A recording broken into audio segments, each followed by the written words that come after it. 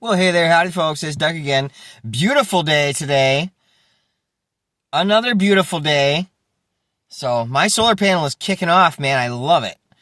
Okay, I'm having this conversation with this woman, and I don't know why, but for some reason, YouTube is the most censorship difficult place to have a conversation. It's like talking in strobe light. Like, I'm only getting out not even a half of what I'm saying. It's just deleting my comments. And I'm not swearing. I'm not being mean. I'm not yelling at this person. I am having a conversation, telling how I feel and what I've learned from the news. And they're just like, no, you can't say that. Blah, blah, blah, blah. So, they seem to not do that with my videos. So if this person is listening, check it out. We fucked up South America so bad. We went down there and destroyed so many of their democratic processes. These people live in absolute squalor, all right? They are controlled by drug lords, just outright. All right, so they come here to try and get a better life. Now, I realize that you might not like that.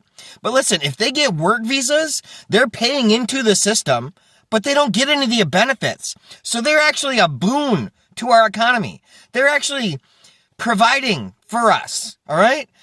So not only is it's a cheap source of labor, because, $12 to them is a fucking lot, but down there, it's amazing amount of money. So not only do American companies get very cheap labor, skilled labor, by the way, they get more money than they would. So it's a win-win for everybody.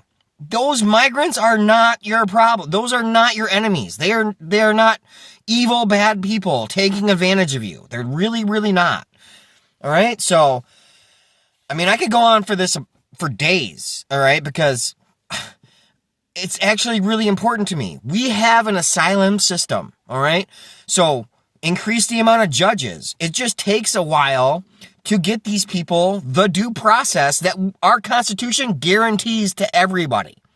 So you might not like that, but you have to change the Constitution, which takes a majority in the House and 60 votes in the Senate, and then 2/3 of the states to ratify. So that's why Donald Trump tries to go around behind the back and use executive orders that are illegal as fuck because they violate the Constitution.